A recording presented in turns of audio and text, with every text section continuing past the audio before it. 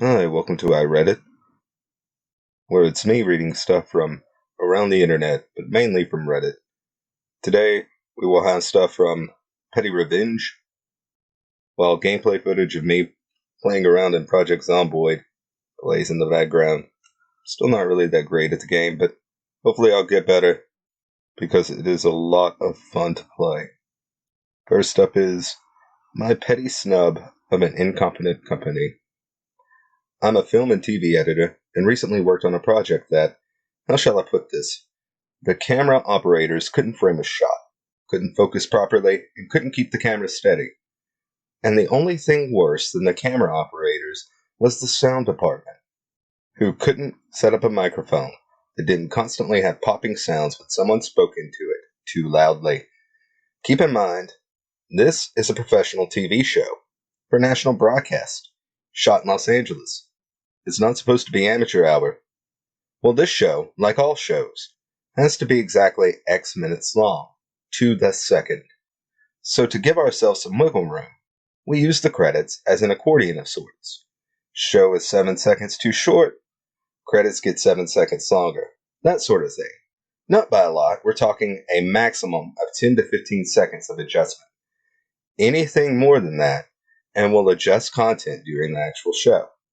Well, when we were all finished, the show was 4 seconds too short. So I had to go into the credits and extend how long each card was on screen to make up the time. Typically, I'd count the number of title cards and figure how much time we needed and distribute those frames evenly amongst all the cards. Except this time, I made sure the company that provided the camera and sound crews didn't get any extended frames.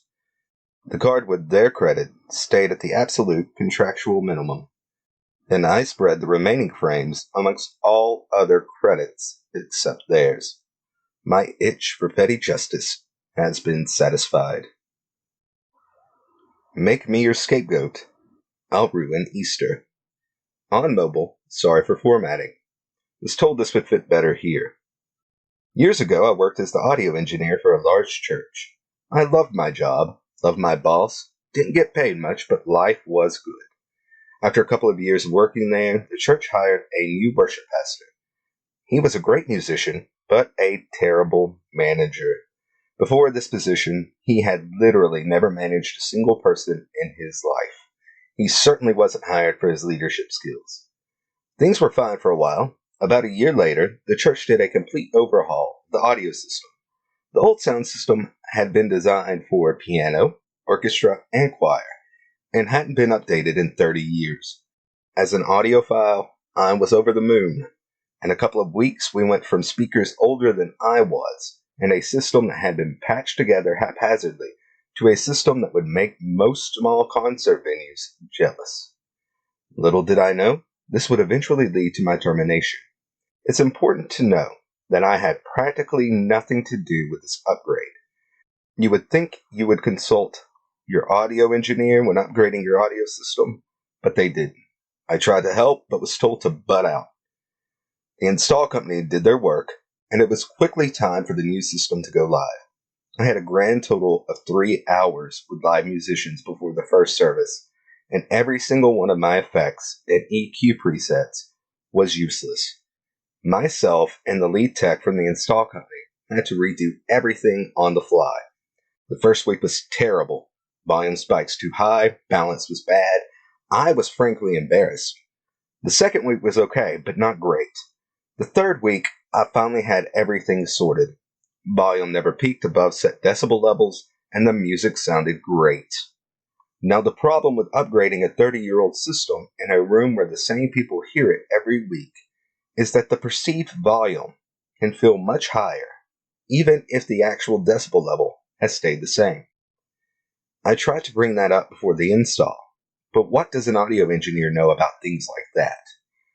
Unsurprising, the small handful of rich old people who secretly ran the church with their checkbooks and had been complaining about the volume since long before I was ever hired redoubled their complaints, and the worship pastor made me the convenient scapegoat. A couple of months after the install, the worship pastor sat me down and gave me an action plan. 1. Lower decibel range and max decibels. 2. Bring in the lead tech from the install team to fix compressors.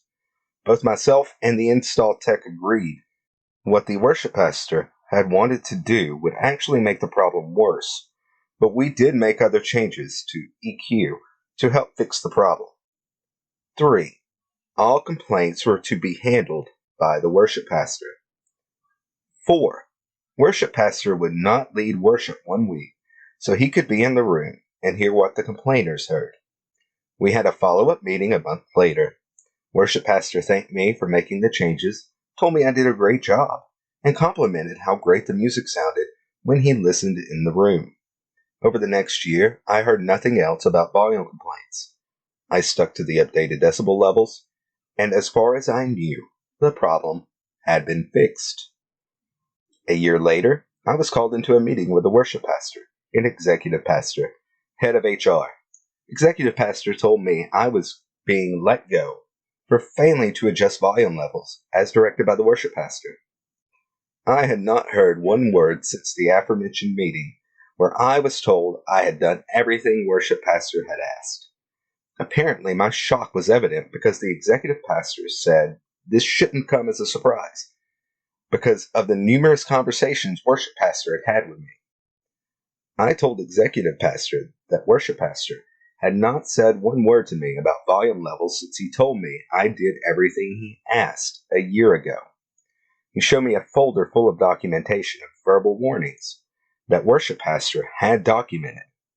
Not one of them actually happened. The documentation of the above two meetings was there with my signature acknowledging both. Everything else was an email from worship pastor to executive pastor about conversations that never happened. Until that moment, I thought we had fixed the problem. And if worship pastor had told me there was an issue, I would have fixed it just like I did the first time. Regardless, I was told they would need me to work the next 5 weeks and that Easter would be my last day. I should have quit on the spot, but I needed the time to find a new job to support my family. I told them I would work until I found a new job. I would give them 2 weeks' notice. But if that happened to be before Easter, I wasn't going to jeopardize my new job for the place that was firing me. I found a great job in an unrelated industry, gave 2.5 weeks' notice, and the Sunday before Easter was my last day. For those who don't know, Easter Sunday is the Super Bowl for churches. It is the single biggest day of the year. While working out my notice, I tried to sit down with the worship leader multiple times to go over the things they would need to know before I left. He couldn't be bothered to speak with me. I tried multiple times to sit down with the new tech director to share the vital information. My old boss and friend had quit quite a while back. He also couldn't be bothered. I loved that church, but I was livid. You fire me for BS reasons, lying to HR about it the whole time, and as I'm trying to be the bigger person, you can't even find 30 minutes to talk with me about making this a smooth transition. Fine, I'll ruin Easter. Over the years I had worked there, I had asked multiple times to upgrade digital plugins for the soundboard. That was always denied. So I spent my own money to purchase these plugins. Every single sound that was heard during the service ran through multiple plugins. EQs, compressors, reverbs, etc. that I had purchased with my own money, and the license was attached to my own account. Every change and tweak I had made was saved to one of these plugins. All it took was me logging out of that account, and they were back to day one after the audio install. But without the plugins we had used to fix the problem, and they didn't even know it. This is one of the problems I wanted to discuss with them before my departure, but they couldn't find the time. I heard later the sound on Easter was terrible, and many people who loved the new sound complained. Additionally, the pre- and post-service music was saved in my personal Spotify account, including the songs I had timed to go with the countdown timer. They also had multiple pieces of equipment out of repair, at multiple different shops worth thousands of dollars that only I knew where. I tried to give them all this info, but they couldn't be bothered. So I ruined Easter. I purposely made my neighbor late for work. I posted this on Am I the A-hole? And someone suggested I should post it here too. I should add that I know what she is doing isn't against the law, but it's rude and annoying. Another thing a lot of people tried to say was it's illegal to block driveways. I know this. I blocked my own driveway. That is not illegal where I live. Blocking someone else's is.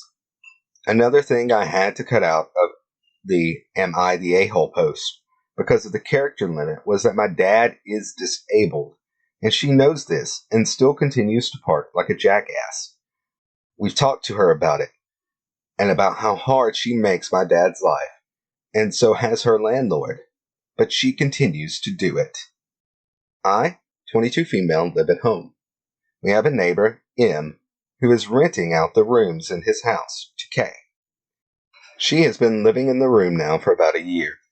She has 3 cars for no reason. 2 are Camrys, and the other is a Sentra. Before she moved in, my sister and I would always park in front of our house. My dad made it a point that we were to only park in front of our house because, 1, he thinks it's rude to park in front of neighbors' houses because it's in front of their property, and 2, we have security cameras that are only pointed at our property, so if something were to happen to our cars, it would be on camera. Now that Kay lives there, she parks 1 car in the driveway, another in the middle of the street in front of M's house, and the other Camry in front of our house. There's no room for another car anywhere. The street that can fit 4 or maybe 5 cars now only has 2 cars on it. My sister and I don't have anywhere to park, so we have to go to the neighborhood over to park. A while ago, my dad put the trash cans in front of our house, as per usual. And when I was coming home from work, I got stuck behind the trash collector, and he passed our house. I noticed that the trash can was up on the curb, and Kay was parked where the trash cans were supposed to be. They're usually on the street, and once it emptied, Dad takes it to the house. The trash was full. Kay moved our trash cans to park in front of our house. I ran the trash can to another block to see if the trash guy would still take it. Another neighbor, B, saw me doing this and helped. B helped me bring them back to my dad and told him what happened. Dad went over to Kay's house and told her never to touch the trash cans again and to stop parking in front of our house. He explained why, the cameras, my daughters can't park, etc.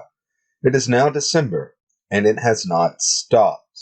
My dad called M and asked him to talk to Kay. We heard M yelling at Kay, but it still hasn't changed anything. A few days ago, she parked the Camry in front of our house and took the Sentra out. When I got home, I decided to park in front of her, blocking my parents' driveway, and leaving no room for her to get out from the front. My sister got home and parked behind her, and left her no room to get out. The next morning, I was getting ready with the window open, and Kay asked me to move one of the cars so she could leave, and that she was running late. I told her that I was taking a shower, and she'd have to wait. It's not my fault she's running late, and if this was such a problem, she should stop taking up so much space with 2 little cars. She struggled for 20 minutes, but did end up getting out. Since then, I've been doing this daily, and my family and other neighbors like B help by telling me how close to get. I hope you enjoyed some petty revenge and my trying to figure out Project Zomboid since the update. Thank you for listening. Please leave a like and subscribe. Feel free to comment below on what you would do in these situations. Thank you for listening, and I should be uploading again soon.